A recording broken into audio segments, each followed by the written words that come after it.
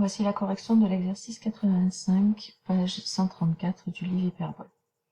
Donc P est la fonction définie sur l'intervalle 0 plus l'infini, 0 exclu, par P de x égale x plus 1 sur x. On vous demande d'étudier les variations de la fonction P, puis de démontrer que le minimum de cette fonction sur cet intervalle 0 plus l'infini est égal à 2. Donc quand on demande d'étudier les variations de la fonction P, il faut calculer la fonction dérivée, étudier le signe de la dérivée pour en déduire les variations de la fonction. Alors, la dérivée de la fonction P.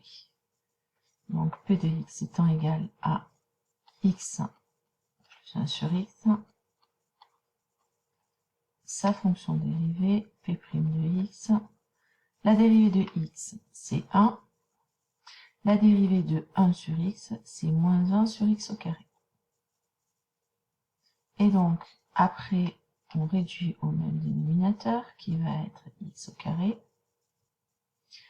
Donc, 1 fois x au carré, ça fait x au carré, moins 1. On peut factoriser cette écriture, cela va nous éviter de calculer le discriminant. On reconnaît que c'est une identité remarquable, c'est a carré moins b carré, qui se factorise en a moins b facteur de a plus b, ce qui nous donne ici x moins 1 facteur de x plus 1, et on garde le x au carré. Du coup, on sait que P' de x va valoir 0, si et seulement si x égale 1 ou x égale moins 1. X au carré est toujours positif, donc P' de x a le signe de x moins 1 facteur de x plus 1.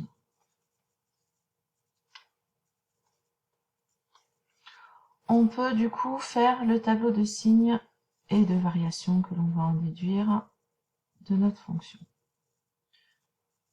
Donc attention, la fonction est définie sur 0 exclu, donc on n'oublie pas de mettre les doubles barres pour dire que 0 est la valeur interdite. Les valeurs d'annulation sont moins 1, mais ça n'appartient pas à l'intervalle 0 plus l'infini et 1, donc seulement celle-ci apparaît. Donc P' de x, on va étudier son signe, et il s'annule en 1, et vu que c'est une parabole qui va être tournée vers le haut, elle va être positive, puis négative, puis positive.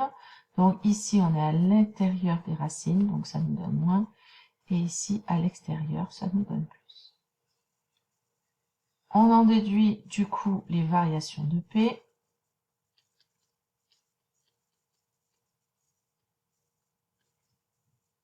Si la dérivée est négative, la fonction est décroissante. Si la dérivée est positive, la fonction est croissante.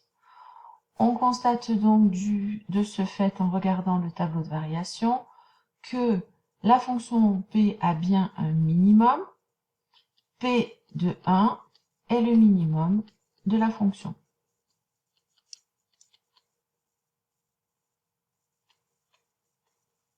Il nous reste à calculer sa valeur. P de 1, c'est 1 plus 1 sur 1, ce qui fait bien 2. Donc, on a bien répondu à la question petit b, où la fonction P admet un minimum sur l'intervalle 0 plus l'infini, qui est 2. Le minimum est dû au fait que la fonction est décroissante puis croissante, donc en 1, on a un extrémum local qui est un minimum ici, et ce minimum a pour valeur 2. On passe à la question 2, qui semble être totalement différente de la question 1, mais il y a de grandes chances que les résultats qu'on a trouvés à la question 1 nous servent dans cette question. Donc on vous donne une figure où on a représenté la courbe d'une fonction sur l'intervalle 0 plus l'infini, cette fonction étant la fonction inverse 1 sur x. On vous dit qu'on a pris un point n de cette courbe et que à partir de ce point n, on construit le rectangle OMNA et on va chercher les dimensions de ce rectangle de manière à ce que le périmètre de ce rectangle soit minimal. Donc, le point N, il va falloir trouver ses coordonnées. Soit X, l'abscisse de N.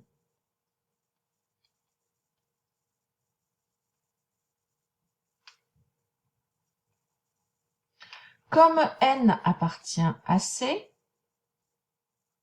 Y est égal à f de X. Donc, l'ordonnée de N est égale à 1 sur X. Ça veut donc dire que notre point N est de coordonnées X, 1 sur X. Le point M a été construit de manière à avoir la même abscisse que le point N. Donc M est sur l'axe des abscisses et a pour coordonnées X, 0. Le point A, lui, a été placé sur l'axe des ordonnées. Donc, il a une abscisse qui est nulle et son ordonnée est la même que le point N, donc 1 sur X.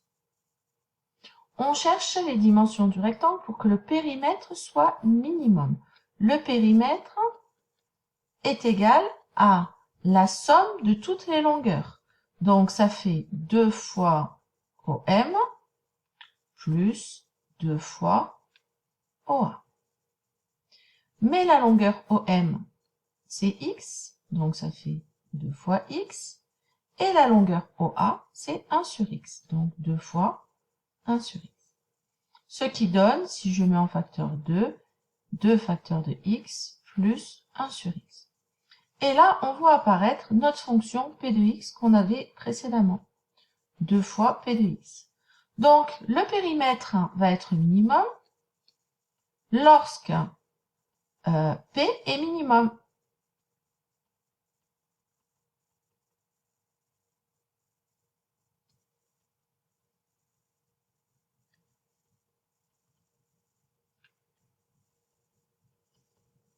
Et ça, c'est le cas pour X égale 1, d'après la question précédente. Donc, pour placer le point N, on va le placer au point de coordonnées 1, 1, pour avoir le périmètre minimal.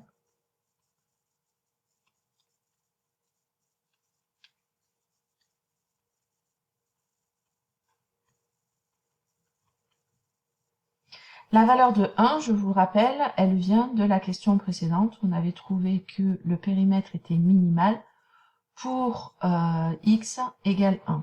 Et donc, si je remplace x par 1 dans les coordonnées que j'ai ici, ça fait 1 et 1 sur 1, c'est bien de coordonnées 1.